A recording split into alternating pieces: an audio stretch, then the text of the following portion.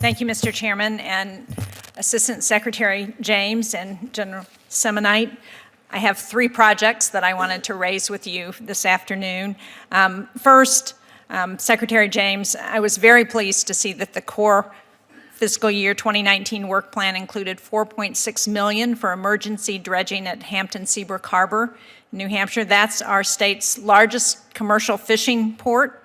It has experienced dramatic shoaling, such that it's very difficult for boats to get in and out. Even at high tide, it's becoming increasingly difficult. And that project is underway, but I'm hoping that you and General Semonite will commit to doing everything you can to expedite that so that it gets done in a way that allows our boats to continue to operate out of that harbor.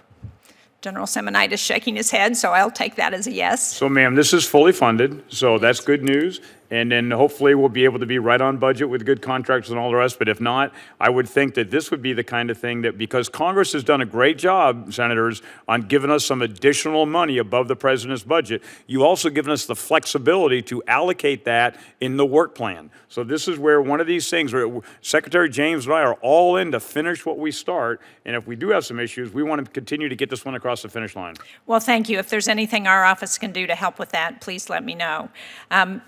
Ma'am, yes. I would mention to you that the contract is to be let late this year, fiscal year 19. That. It'll be 20 before finished because the environmental windows on dredging. So, wanted you to know that. We knew that there is a timetable. We would like to do everything we can to expedite that. I appreciate that we have a schedule there that we have to comply with, but again, if there's anything that we can do to move that along, I hope we will do that.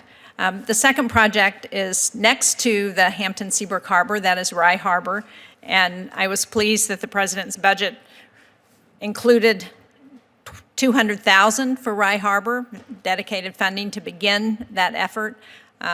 But obviously it will need to be included in the Corps' 2020 work plan, and I wondered if you could talk a little bit about how we can ensure that projects like this small harbor can be included and that we can measure out resources so that they are able to help these kinds of smaller projects. So, Senator, I think what Congress has done a great job of not only worrying about where the biggest harbors are, but also making sure that there's some degree of fencing for those which are the small harbors. So this is where, as we put our budget together, you know the value of both the economy and the jobs of some of these small places that might not compete well for dredging in a macro sense. So this is where we continue to do this, and I'll make sure that we look at this. We are right in the middle of getting ready to build our work plan now, based on how much money we get, and I would think that this that kind of harbor would continue to compete well. We're looking, of course, at, we know you have concerns in Wells Harbor, also on Wood Island, Well, so we're trying. That's Maine.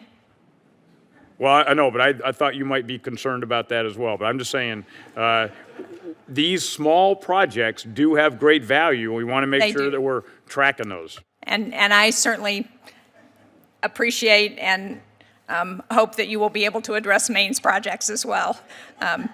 The third one, though, that I wanted to mention that is New Hampshire is widening the uppermost turning basin on the Piscataqua River. The Port of Portsmouth is our biggest port in New Hampshire, and the Piscataqua River that goes through the port has the second fastest current, I believe, in the world, is how it is billed, and it has the greatest difference between high tide and low tide in that river of any place in the world, it's my understanding. I was on the Navy ship, the Manchester, last summer, and I can tell you they had to take us off in what looked like a lifeboat because it was if they didn't do that, it was gonna take 2 hours to be able to get the boat high enough as the tide came in order to unload us on the dock.